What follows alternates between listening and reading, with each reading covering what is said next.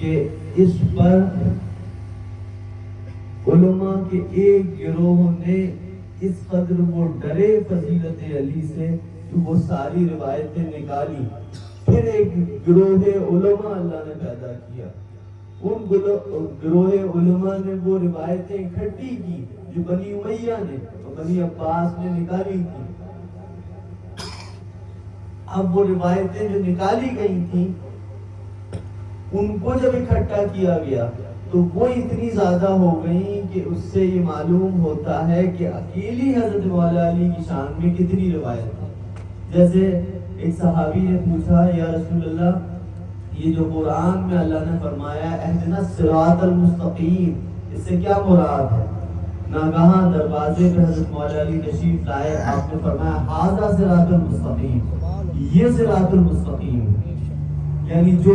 انعمت علیہم غیر المغضوب کے معنی سمجھنا چاہتا ہے تو انعام یافتہ بندوں کے سردار حضرت علی ابن ابی طالب ہیں اور وہ صراط المستقیم ہے, اپنے آپ میں وہ صراط ہے. اسی لیے جبل اللہ میں بھی امام جعفر صادق علیہ السلام نے فرمایا کہ کسی نے پوچھا کہ اللہ کی رسی سے کیا مراد ہے اور اللہ کی رسی کون ہے, تو امام جعفر صادق علیہ السلام نے فرمایا کہ ہم اہل بیت اللہ کی رسی اور ان اہل بیت کے دادا اور جد امجد علی ابن ابی طالب کرم اللہ وجہ کریم, علی کی محبت, علی کی معرفت اور علی کی تفہیم اس شخص کو ہو سکتی ہے کہ جس کے دل میں ایمان کے وہ اعلیٰ اقدار, اعلیٰ وہ معیار موجود ہوں گے. جس طرح سے اگر کوئی غیر عقیدہ شخص آپ سے یہ کہتا ہے کہ میں اللہ کو مانتا ہوں, توحید کو مانتا ہوں, عبادت کرتا ہوں, عبادت کو ضروری سمجھتا ہوں, لیکن اس کے دل میں حضور سرکار دو عالم صلی اللہ علیہ وسلم کی محبت نہ ہو, حضور سرکار دو عالم صلی اللہ علیہ وسلم کی قدر و منزلت نہ ہو, اس کے سینے میں عشق رسول نہ ہو, تو وہ شخص مسلمان نہیں ہو سکتا. اس کی اکیلی توحید جو بنا رسالت کے ہو, وہ توحید جس میں توحید تو ہو, اللہ کا نام تو ہو, لیکن عشق رسول نہ ہو, عظمت رسول نہ ہو, تعلق رسول نہ ہو, تو وہ شخص ایمان کے اعلیٰ درجے کیا اول درجے کو بھی عبور نہیں کر سکتا, یعنی ایمان کی سب سے چھوٹی حالت کو بھی نہیں پا سکتا جس کے دل میں حضور سرکار دو عالم صلی اللہ علیہ وسلم کی محبت نہ ہو. یعنی توحید کو مکمل کرنے والی ذات حضور سرکار دو عالم کی ذات ہے. ایمان کی تکمیل توحید کے ساتھ اس وقت ہوتی ہے جب رسالت کامل ہو جائے, رسالت سے ہمارا ربط اور تعلق اور رسالت کے ساتھ ہمارا روحانی رابطہ اور ایمانی حالت اس درجے کو پہنچ جائے کہ ہمیں دنیا کی ہر ایک شے سے زیادہ حضور سرکار دو عالم سے محبت ہو, تب ہمارا ایمان مکمل ہوتا ہے. جیسے کہ حضور سرکار دو عالم نے بہت سارے صحابہ سے فرمایا اور بہت سارے صحابہ نے اس روایت کو نقل کیا, جیسے کہ حضرت عمر کی روایت مشہور ہے کہ آپ سے حضور نے فرمایا اے عمر تمہارا ایمان اس وقت تک مکمل نہیں ہو سکتا جب تک تم اپنی جان, مال, بیوی, بچوں سے زیادہ مجھ سے محبت نہ کرو. اب یہاں ایمان کے دو حصے ہیں, ایک اللہ سے محبت جسے توحید کہتے ہیں, اور ایک ایمان بالرسالت جس کو محبت رسول کہتے ہیں. تو محبت رسول حضور نے یہ بات مجموعی طور پہ فرمائی کہ ایمان مکمل نہیں ہو سکتا, تو ایمان کا ایک حصہ جو رسالت میں ہے وہ ایک حصہ توحید میں بھی ہے, لیکن حضور سرکار دو عالم کا یہ ارشاد اس طرف نشاندہی کرتا ہے کہ جس کے دل میں حضور کی محبت نہ ہو, خواہ وہ توحید بھی رکھتا ہو, اس کا ایمان مکمل نہیں ہو سکتا. اس کی دھری, اس کا معیار, اس کی سرخیل اور اس کی حجت حضور سرکار دو عالم صلی اللہ علیہ وسلم کی محبت ہے. اتنی بات ہم سب اہل سنت والجماعت کے لوگ سمجھتے بھی ہیں, اور ہر اہل ایمان 1400 سال سے اس پر عمل درآمد کرتا آیا ہے اور یہ یقین کامل رکھتا ہے کہ حضور سرکار دو عالم کی محبت کے بنا تصور ایمان نہیں ہو سکتا. یعنی کوئی شخص مسلمان اس وقت تک نہیں ہو سکتا جب تک حضور سرکار دو عالم کو اپنی جان مال بیوی بچوں اور اپنے تمام اثاثے سے، تمام اسباب زندگی سے، یا وہ شوق ذوق جو اس کو سب سے زیادہ عزیز ہو اس سے بھی زیادہ اگر حضور سے محبت نہیں ہے تو اس کے دل میں ایمان داخل نہیں ہو سکتا. اب اس اصول کے تحت ہم نے سمجھا کہ توحید مکمل نہیں ہوتی رسالت کی، یعنی رسالت کی محبت جب پوری ہوگی،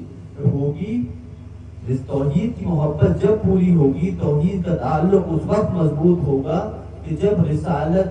کا تعلق دنیا کی ہر ایک شے سے زیادہ انسان کا حضور سرکار دو عالم کے ساتھ پیوست ہو جائے. اسی طرح سے اب یہ کس نے ہمیں بتایا؟ یہ بتایا قرآن نے، کیونکہ قرآن میں اللہ تعالیٰ فرماتا ہے اے نبی ان سے کہہ دیجیے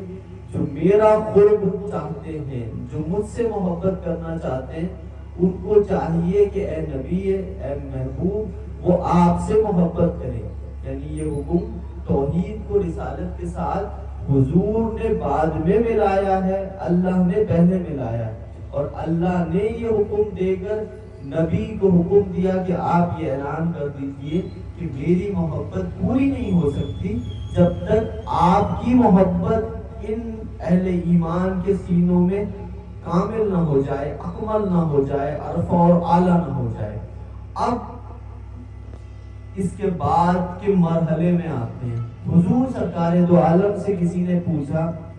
کہ ہم آپ کی محبت کو کس میں تلاش کریں، یعنی رسالت کی محبت کی تکمیل اور وہ اس کے پورے ہونے کے مرحلے میں پہلی شرط کیا ہے. تو اس کی بھی روایت مشکات المصابیح میں اور ابن ماجہ میں حضور نے فرمایا کہ میری رضامندی، میری دلجوئی اور میری محبت کو میرے اہل بیت میں تلاش کرو. اگر تم چاہتے ہو کہ میں تمہیں اپنا محبوب بنا لوں، اگر تم چاہتے ہو کہ تم سنی بننا چاہتے ہو اور یہ دعویٰ کرتے ہو کہ میں حضور کا عاشق ہوں، تو تمہارا یہ دعویٰ اس وقت تک جھوٹا ہے جب تک تمہارے دل میں علی کی، فاطمہ کی، حسن اور حسین علیہ السلام کی محبت نہیں ہے. نعرہ حیدری یا حسین، نعرہ حیدری یا علی، نعرہ حیدری یا علی، حق حسین مولا حسین، حق حسین مولا حسین، حق حسین مولا حسین. سنی وہ ہوتا ہے جو سنت رسول کی پیروی کرے. اہل سنت والجماعت کا موقف یہ ہے کہ اس کا حضور سرکار دو عالم کے اسوہ حسنہ سے اس کی زندگی سرشار ہو. سنی وہ ہے جو غلام حسین ہے، سنی وہ ہے جو امام حسن کا غلام ہے، سنی وہ ہے جو بی فاطمہ الزہرا سلام اللہ علیہا کا غلام ہے، سنی وہ ہے جو حضرت مولا علی کا غلام ہے، سنی وہ ہے جو حضور سرکار دو عالم کا سچا عاشق ہے اور اس کے لیے محبت کسی بھی شے کی اگر ضروری ہے تو وہ نسبت رسول سے ضروری ہے. ہم یہ کہتے ہیں نا کہ ہم عاشق رسول ہیں، ہم کہتے ہیں کہ ہم اس مسلک سے ہیں یا اس مسلک سے ہیں، لیکن ہماری محبت کی تکمیل نہیں ہو سکتی جب تک کہ ہمارا یہ معیار نہ ہو. کہتے تو ہم یہ ہیں کہ ہم حضور نے جس کو محبوب رکھا ہم اس کو محبوب رکھیں گے، اور جس کو حضور نے محبوب نہیں رکھا ہم اسے محبوب نہیں رکھیں گے. یہ آپ کی سنیت ہے، لیکن عمل کیا ہو رہا ہے؟ حضور نے جس کو محبوب نہیں رکھا، حضور کو جس نے محبوب نہیں رکھا، آج سنیت کا معیار یہ بنا دیا ہے کہ اس کو آپ محبوب بنا رہے ہیں. اور حضور نے جس کو فرمایا کہ اس کا گوشت میرا گوشت ہے، علی کی ہڈی میری ہڈی ہے، علی مجھ سے ہے، میں علی سے ہوں. یا علی یا علی یا حسین، حق حسین مولا حسین، حق حسین مولا حسین. شیعیت کا ڈر دکھا کے، رافضیت کا ڈر دکھا کر، یہ بتا کر کہ زیادہ علی کا نام لوگے، حسن کا نام لوگے، حسین کا نام لوگے تو شیعہ ہو جاؤ گے. حضور کے محبوبوں سے دور کیا جا رہا ہے. اور جو جن کے داداؤں میں، جن کے باپ میں اور جس میں حضور کا لفظ تھا، اس کو سنیت کا معیار بنایا جا رہا ہے۔ کل لوگ جو انگریزوں کی پیسوں پر، انگریزوں کے سکوں اور دیناروں پہ بکتے تھے، آج وہ امریکہ کے ڈالر پہ بک رہے ہیں۔ اور یہ وبا ہمارے پڑوسی ملک سے ہندوستان بھی آ رہی ہے، اس کو سمجھتے نہیں ہیں لوگ۔ یہ نہیں سمجھتے کہ جیسے آج سے 70 80 100 سال پہلے دیوبندی اور بریلوی کا جھگڑا دکھا کر مسلمانوں کو توڑا گیا تھا، آج شیعہ سنی کا وہی پرانا جھگڑا دکھا کر پھر توڑا جا رہا ہے۔ آپ کے لیے سب سے ضروری ہونا چاہیے کہ اللہ سے محبت کریں، اس کے بعد رسول سے محبت کریں، پھر اگر محبت کرنا چاہتے ہیں تو اس سے محبت کریں جس سے حضور نے سب سے زیادہ محبت کی ہے۔ آپ کا معیار یہ ہونا چاہیے کہ حضور نے جس سے محبت کی آپ اس سے محبت کریں۔ اگر آپ اپنی محبت کو ترجیح دیتے ہیں تو یہ مت کہیے کہ ہمارا معیار رسول ہے، یہ کہیے کہ میرا معیار میرا نفس ہے، میں ابلیس سے چاہوں گا تو محبت کروں گا، میں چاہوں گا شداد سے محبت کروں گا، میرے لیے فرعون بہت عظیم ہے تو ہوگا آپ کے لیے فرعون عظیم، لیکن یہ معیار قرآن کا نہیں ہے، یہ معیار رسالت کا نہیں ہے، یہ معیار ان مولویوں کا ہے جو کل انگریزوں کے نام پہ بکتے تھے، انگریزوں کی کوڑیوں پہ بکتے تھے۔ اور یہ ملا جو آپ لوگوں سے کہتے ہیں، یہ کہتے ہیں کہ ہم قرآن پڑھتے ہیں، مسجدوں کا خیال رکھتے ہیں، ہم نے اپنی زندگیاں مسجدوں میں لگا دی، تو نہ آپ نے اللہ پہ احسان کیا نہ رسول پہ احسان کیا۔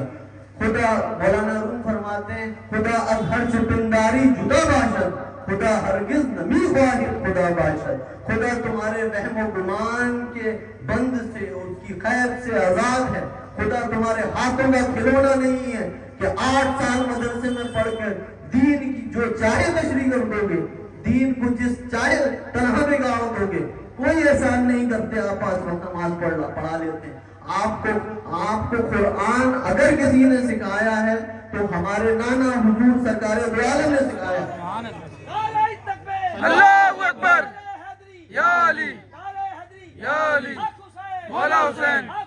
مولا قرآن کی امام المفسرین کے پاس چلتے ہیں، ان سے تفہیم قرآن، فہم قرآن، تفسیر قرآن کے بارے میں پوچھتے ہیں کہ اے امام المفسرین، اعلیٰ حضرت نے، اشرف علی تھانوی نے، امام غزالی نے آپ کو لکھا ہے کہ آپ امام المفسرین ہیں، آپ ہمیں بتائیے کہ آپ کو یہ قرآن کا علم کہاں سے ملا؟ جب آپ حضور سرکار دو عالم کے وفات کا وقت تھا تو آپ کی عمر 13 سال کی تھی۔ آپ کو ہم نے تمام سنی عالموں سے 1400 سال میں سنا ہے کہ آپ امام المفسرین ہیں، ہمیں بتائیے کہ قرآن کا علم آپ کو کہاں سے ملا ہے؟ تو عبداللہ ابن عباس جو حضور کے اور مولا علی کے چچزاد بھائی ہیں، وہ فرماتے ہیں کہ مجھے یہ قرآن کی تفہیم اور قرآن کا علم علی ابن ابی طالب سے ملا ہے، اور وہ مجھ سے بڑے مفکر القرآن ہیں، مفسر القرآن ہیں، اور قرآن کی تفہیم اور معنی میں مجھ سے بھی زیادہ ہیں۔ تو عبداللہ ابن عباس کے قول کے مطابق اگر قرآن کو بھی سمجھنا ہے تو مولا علی کے گھر سے سمجھنا ہوگا۔ کعبہ بھی تو کعبہ بنا ان کے ہی اثر سے، اسلام نکلتا ہے تو حیدر ہی کے گھر سے۔ بہت سارے لوگ اس بات کو نہیں سمجھتے اور اس پر اعتراضات کرتے ہیں اور اس بات سے بھاگتے ہیں، بچتے ہیں کہ آقا حسین علیہ السلام کا نام لیا جائے، مولا علی کا نام لیا جائے، ان کا ذکر کیا جائے تو گھبراتے ہیں کہ شیعہ نہ ہو جائیں۔ کیا آپ دینی امور میں مشاہبت سے ڈرتے ہیں؟ اگر کوئی علم بنا لے تو آپ کہتے ہیں کہ یہ علم بنانا کہاں سے ثابت ہے، لیکن یہ کہاں کرتے ہیں جب مذہبی روایات کو آگے بڑھانے کی بات ہوتی ہے، روایات کی بات ہوتی ہے۔ لیکن جب ہم دنیاوی امور میں قالین خریدتے ہیں تو ایران کا قالین پسند آتا ہے، لیکن جب ہم سنیما گھر میں جاتے ہیں، فلم دیکھتے ہیں تو یہ نہیں سوچتے کہ یہ فلم دیکھنے والے یہودی، عیسائی ہیں، ہندو ہیں، غیر مسلم بھی، تو ان سے مشاہبت دنیاوی کاموں میں آپ کے ایمان میں خلل نہیں ڈالتی۔ لیکن جب علم ہم بھی اٹھائیں اور علم شیعہ بھی اٹھائیں تو آپ کو ڈر لگتا ہے کہ شیعہ کی مشابہت نہ ہو جائے. فلم دیکھنے جانے میں یہ ڈر نہیں لگتا, ریسٹورنٹ جانے میں, ہوٹل جانے میں یہ ڈر نہیں لگتا. یہ ڈر کب لگتا ہے؟ جب آقا حسین علیہ السلام کے نام لینے کی باری آتی ہے, اس وقت یہ ڈر لگتا ہے. ڈر کب لگنا چاہیے؟ ڈر اس وقت سے زیادہ اس وقت کرنا چاہیے کہ ہم انگریزوں کی, یہودیوں کی اور اللہ سے دور کرنے والی باتوں, چاہے وہ کسی کے مشابہ نہ بھی ہوں, تب بھی وہ اللہ سے دور کر رہی ہیں, اس سے ڈرنا چاہیے. اہل تقویٰ اس سے ڈرتا ہے, نہ کہ اس سے ڈرتا ہے کہ شیعہ بھی یہ کرتے. بعض لوگوں کا اعتراضات اس پر بھی ہوتے ہیں کہ سما سننے کے متعلق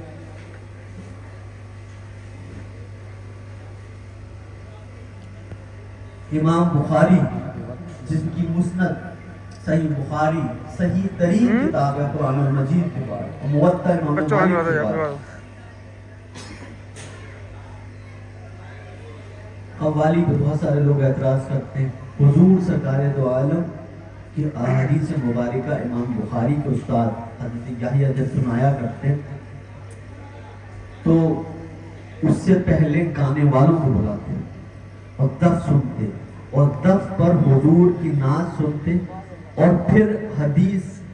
پڑھتے. کچھ لوگوں نے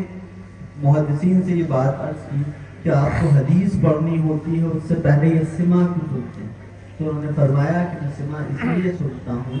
کہ جس سے وجد پیدا ہو جائے اور حضور سرکار دو عالم قال رسول اللہ انا سمیت رسول اللہ کی صدائیں جب ان کے کانوں میں پہنچیں تو پہلے سے ان کا دل عشق رسول سے معمور ہو جائے. اس لیے یہ اہتمام کرتا ہوں کہ پہلے سما سنتا ہوں, پھر حدیث پڑھتا ہوں, پھر فقہ کی بات کرتا ہوں. اور بہت سارے لوگ قدم بوسی پر اعتراض کرتے ہیں, اس کے بھی ایک جواب عرض کر دوں. علی بن ابی طالب کے چچا حضرت عباس کا واقعہ ہے کہ آپ ناراض ہوئے اور کسی بات سے نااتفاقی ہوئی. حضور سرکار دو عالم صلی اللہ علیہ وسلم کا واقعہ ملتا ہے کہ آپ کو صحابہ, جن کو تفصیل اگر اس کی چاہیے تو میں پیش کر سکتا ہوں. حضور سرکار دو عالم کا طواف بھی صحابہ نے کیا, قدم بوسی بھی کی, اور حضور سرکار دو عالم صلی اللہ علیہ وسلم کی نشست گاہ پر بوسہ بھی دیا. یہ سب روایت امام بخاری کے 3 استاد تھے, یحییٰ بن یحییٰ, یحییٰ بن محمد. وہ فرماتے ہیں کہ ہم نے سنا کہ نہشہ پور خراسان میں 8ویں امام حضور کے 8ویں شہزادے امام علی رضا علیہ السلام تشریف لا رہے ہیں. تو ہم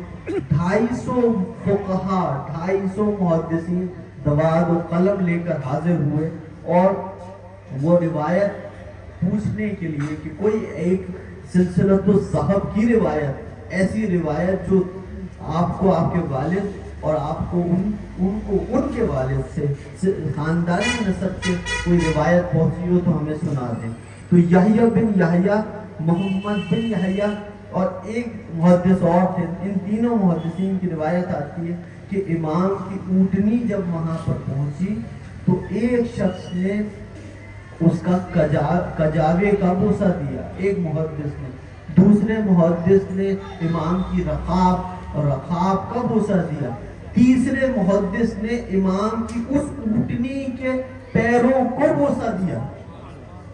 تو جو لوگ کہتے ہیں کہ کہاں لکھا ہے, ان سے اگر آپ پوچھیں کہ کیا ایک زندگی میں کتاب آپ نے پوری ایسی پڑھی ہے جس پر آپ اعتماد سے کہہ سکتے ہو کہ اس کا پورا علم رکھتا ہوں؟ ایک بھی کتاب ایسی نہیں پڑھی. لیکن صرف خوف دلانے اور ڈرانے کے لیے اس طرح کی بات کہتے ہیں کہ جس سے انسان کا کانفیڈنس, اس کی خود اعتمادی متزلزل ہو جائے اور ہم عالم ثابت ہو جائیں. اور دوسرا جو صحیح امور پر ہے وہ اپنی شرم, حیا یا دین میں خوف و تقوی کی وجہ سے انکسار سے بات کر رہا ہے تو اس کی خود اعتمادی کم ہو جائے اور وہ کہے کہ ٹھیک ہے میں آپ کو سوچ کے بتاؤں گا, اور یہاں سلسلہ کلام ٹوٹ جائے. یہ چلاکی ہے, یہ مکاری ہے. اگر دین کا فہم حاصل کرنا ہے تو خانقاہوں سے حاصل ہوگا. اگر دین کو سمجھنا ہے, اہل بیت کی محبت کو سمجھنا ہے تو خانقاہوں سے اور صوفیوں سے ثابت ہوگا. اور اصلی سید اور اصلی صوفی کی پہچان یہ ہے کہ محبت علی والا ہوگا، جس کے دل میں محبت علی کی نہیں ہے، جس کے دل میں اہل بیت کی محبت نہیں ہے، وہ کسی مسلک کی غلامی کو، مسلک کی گود میں جا کے بیٹھنے کو فخر محسوس کرتا ہے، اہل بیت کی محبت سے شرماتا ہے اور ڈرتا ہے، اور دوسرے فرقے والوں کے نوٹ دینار اور ان کے ڈالر جیب میں رکھ کر مسلکوں کے نعرے لگا رہا ہے اور مولا علی سے بغض رکھ رہا ہے، مولا علی کے دشمنوں کو سر کا تاج پہنا رہا ہے اور مولا علی کے دشمنوں کو اس درجہ صحابیت پر رکھ رہا ہے جس پہ ابو بکر صدیق رضی اللہ تعالیٰ عنہ ہے، جس میں حضرت عثمان ہیں، جس میں حضرت عمر ہیں، جس میں سلمان فارسی ہیں، جس میں ابو دردہ ہیں، جس میں عمار بن یاسر ہیں، جس میں حضرت عبد الرحمن بن عوف ہیں، جس میں حضرت طلحہ ہیں، جس میں حضرت زبیر ہیں۔ کسی کا ذکر آپ کسی مولوی سے نہیں سنیں گے، کسی کو توفیق نہیں ہوتی کہ ان پر کتاب لکھے، کسی کو توفیق نہیں ہوتی کہ ان کے یوم ولادت پر جشن منائے، کسی کو یاد بھی نہیں ہے کہ حضرت عمر کی یوم ولادت کیا ہے اور یوم وفات کا دن کیا ہے اور اس پر کیا تقریبات ہو رہی ہیں۔ لیکن اگر ملتا ہے تو دشمن علی ملتا ہے، کیونکہ احمد بن حنبل کے صاحبزادے نے ان سے پوچھا کہ ہم دیکھتے ہیں کہ لوگ بنی امیہ کے لوگوں کی بڑی بات کرتے ہیں، تو آپ بتائیں کہ کیا ان کا درجہ ہے؟ تو احمد بن حنبل رضی اللہ عنہ نے کہا کہ بیٹا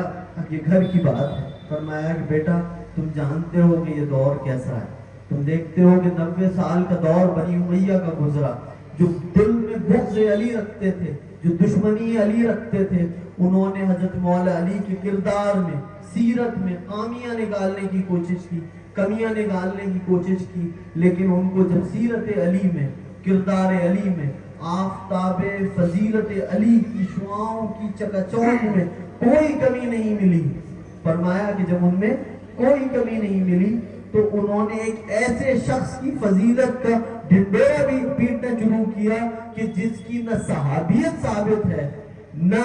جس کا کاتب وحی ہونا ثابت ہے، نہ یہ بات ثابت ہے کہ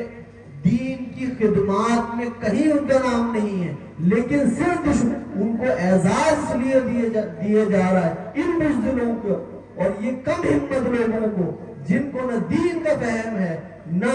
تبلیغ دین کی سمجھ ہے، یہ گدھے اور بے وقوف ہیں۔ جو لوگ سمجھتے نہیں ہیں کہ دین کیا ہے، وہ لوگ ایسے لوگوں کو ڈھونڈ کر ابو بکر صدیق رضی اللہ تعالیٰ عنہ، حضرت عمر فاروق رضی اللہ تعالیٰ عنہ کی صف میں ایک وہ شخص جس نے نہ سیرت پڑھی ہے، نہ جس نے صحابہ کی تعریف و معنی و مفہوم پڑھے ہیں، جنہوں نے نہ تاریخ پڑھی ہے، آپ کی باتوں سے ایسا لگتا ہے کہ ابو بکر صدیق رضی اللہ عنہ کی فضیلت، حضرت عمر کی فضیلت بھی کم ہے، اور جن کا آپ دشمنی علی میں ذکر کرتے ہیں ان کی فضیلت گویا ان سے بھی زیادہ ہے۔ ابی بن کعب جو کاتب وحی ہیں،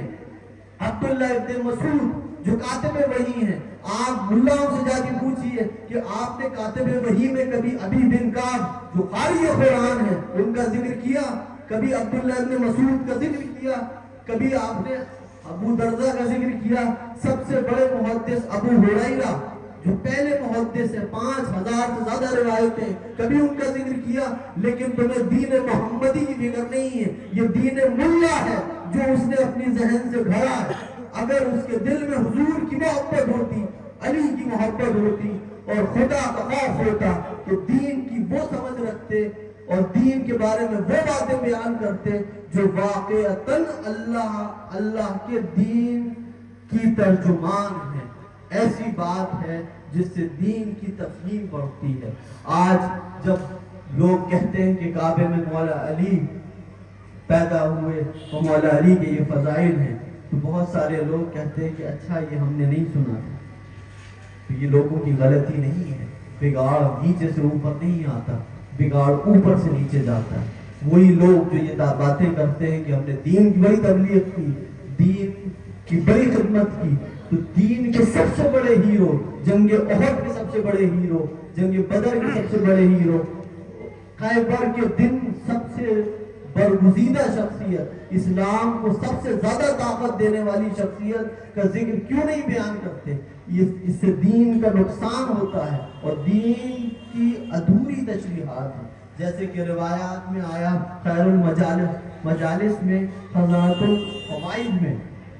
جابر بن عبداللہ انصاری سے مروی ہے کہ حضور صلی اللہ علیہ وسلم نے فرمایا اللہ نے میرے اور علی کے دو نور پیدا کیے، پس ہم دونوں سامنے عرش کے اللہ کی تسبیح و تقدیس کرتے تھے آدم کے پیدا ہونے کے 2000 برس پہلے۔ پس جب اللہ تعالیٰ نے آدم کو پیدا کیا تو ہم کو ان کی پشت میں رکھا، بعد اس کے ہم پشت طیب بدن طاہرہ سے منتقل ہوا کیے، یہاں تک کہ ہم نے پشت ابراہیم میں جمع پکڑی، بعد اس کے ہم پشت طیب بدن طاہرہ میں ہوتے ہوئے پشت ابراہیمی سے پشت طیب و شکم طاہرہ کی طرف منتقل ہوا کیے، یہاں تک کہ ہم نے عبد المطلب کی پشت میں جگہ پکڑی، بعد اس کے پشت عبد المطلب میں یہ نور جدا ہو گیا، یعنی اس کے 2/3 عبداللہ میں اور 1/3 ابو طالب میں آیا، پھر مجھ سے اور علی سے فاطمہ میں وہ نور مشتبہ ہو گیا، پس حسن اور حسین دونوں نور ہیں نور پروردگار عالم سے، پس جس وقت جس صورت سے مناسب ہوا ہے اس نور سے مدد فرمائی، پس وہ نور جناب مولا و مولا کل مومن و مومنات بمعیت نور رسول صلی اللہ علیہ وسلم برابر منتقل ہوتا ہوا ابی طالب تک پہنچا۔ تاریخ مجالس الاسفیہ میں روایت ہے کہ ابی طالب واسطے سوداگری کے یمن کی طرف گئے، وہاں ایک زاہد سے ملاقات ہوئی، نام اس زاہد کا مشرف بن ویف بن شیخام تھا، مشرف کی عمر 109 برس کی تھی اور اس مدت عمر میں عبادت میں کاہلی نہ کی تھی، اور ایک روز مشرف نے دعا کی کہ اے اللہ اپنے خانہ کعبہ کے مجاوروں میں سے کسی کو مجھے دکھا۔ جب ابی طالب مشرف سے ملے تو مشرف نے ان کی بہت عزت کی اور پوچھا کہ آپ کون ہیں، کہاں سے آئے ہیں؟ ابی طالب نے کہا کہ میں ایک آدمی تھامہ کا ہوں۔ مشرف نے کہا کہ کون تھامہ؟ ابی طالب نے کہا کہ ہاشم بن عبد المناف سے ہوں۔ تو مشرف نے کہا کس قبیلے سے؟ ابی طالب نے کہا قریش سے۔ زاہد پھر اٹھا اور ان کی پیشانی پر بوسہ دے کر مسند پر بٹھایا اور کہا کہ مشرف فرمایا کہ اے ابی طالب شکر خدا کا کہ اس نے میری دعا قبول کی۔ پھر پوچھا کہ نام آپ کا کیا ہے؟ انہوں نے کہا کہ میرا نام ابو طالب ہے۔ مشرف نے پوچھا کہ نام باپ کا نام؟ فرمایا ابو عبد المطلب۔ زاہد نے کہا کہ میں نے کتاب میں پڑھا ہے کہ عبد المطلب کے 2 پوتے ہوں گے، ایک نبی خدا ان کے والد کا نام عبداللہ ہوگا، ایک ولی خدا ان کے والد کا نام ابی طالب ہوگا۔ جب عمر نبی خدا کی 30 برس کی ہوگی تو ولی خدا پیدا ہوگا۔ اے ابی طالب کیا وہ نبی پیدا ہو گئے ہیں؟ ابی طالب نے کہا کہ ہاں، نام پاک ان کا محمد صلی اللہ علیہ وآلہ وسلم ہے اور عمر شریف ان کی 29 برس کی ہے۔ زاہد نے کہا اے ابی طالب اس سال ایک لڑکا تمہارے یہاں ہوگا جو امام متقیوں کا اور پیشوا مومنین کا ہوگا۔ اے ابی طالب تم مکے کو جاؤ تو نبی خدا سے میرا سلام کہنا کہ میں ایمان لایا خدا پر جو ایک ہے اور کوئی اس کا شریک نہیں، اور تم اے محمد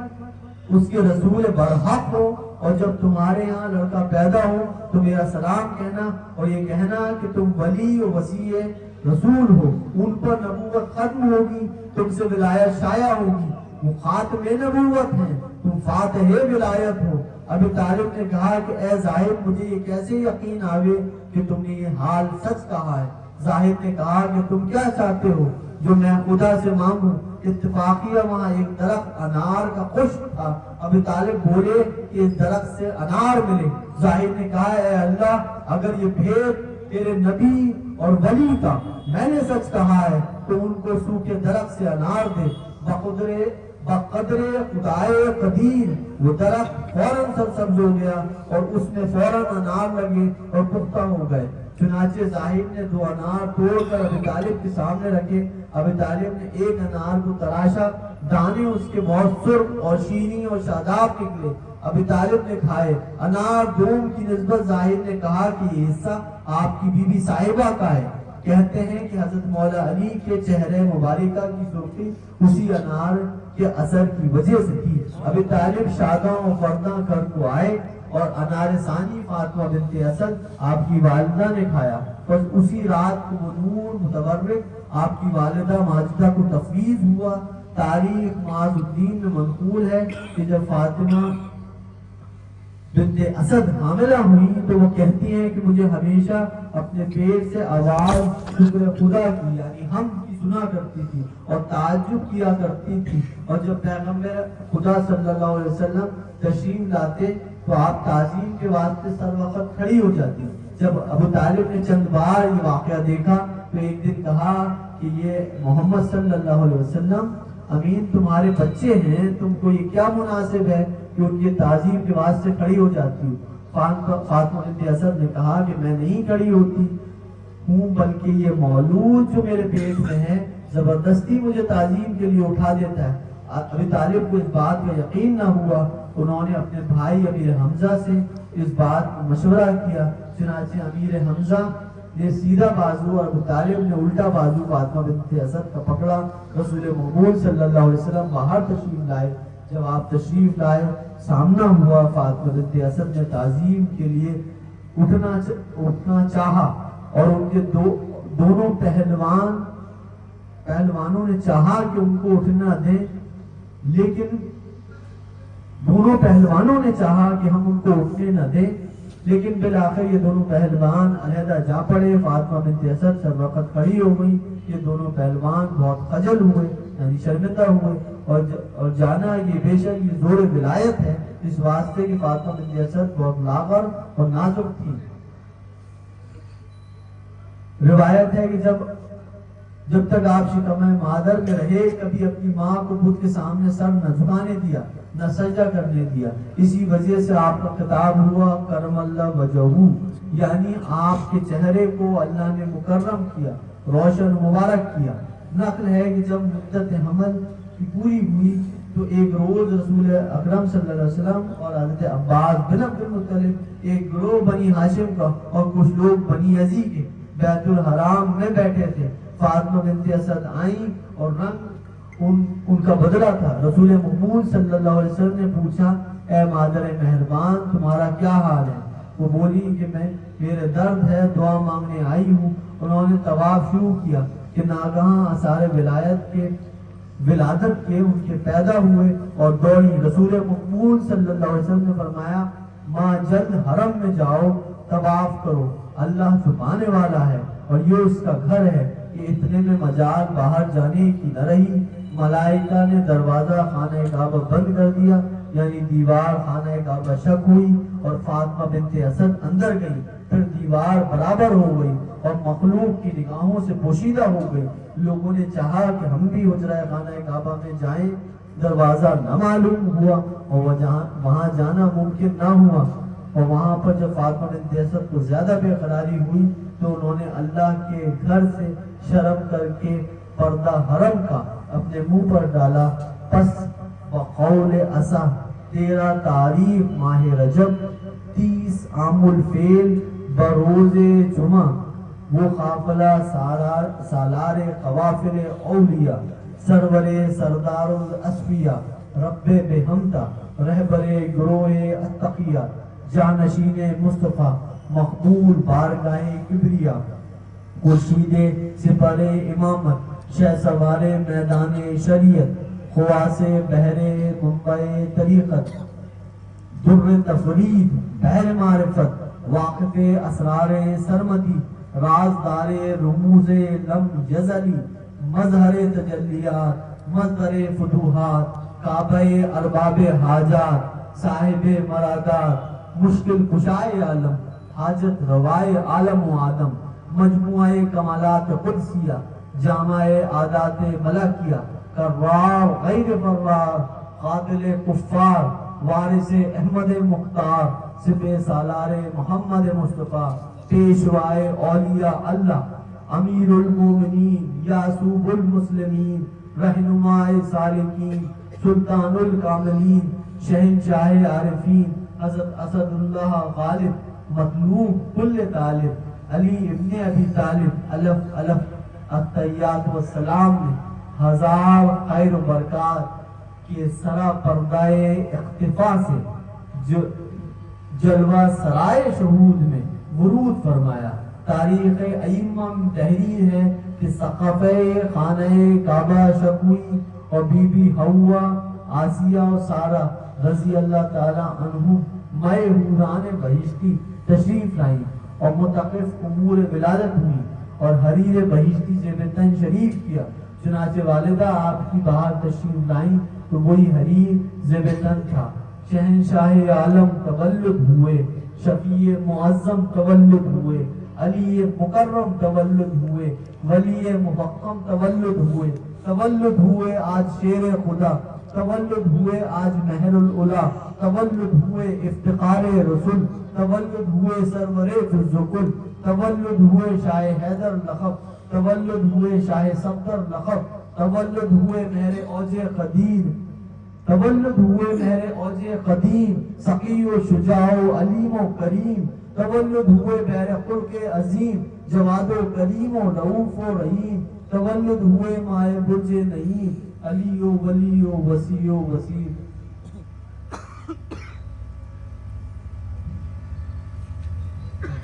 تولد ہوئے قاسم خلد نار، تولد ہوئے شاہ دلدل سوار، تولد ہوئے شاہ خیبر شکن، تولد ہوئے کفر کے بیغ کن، تولد ہوئے حق شمس الدہا، تولد ہوئے حق بدر الدجا، تولد ہوئے حق خیر الانام علیہ الصلاۃ علیہ السلام۔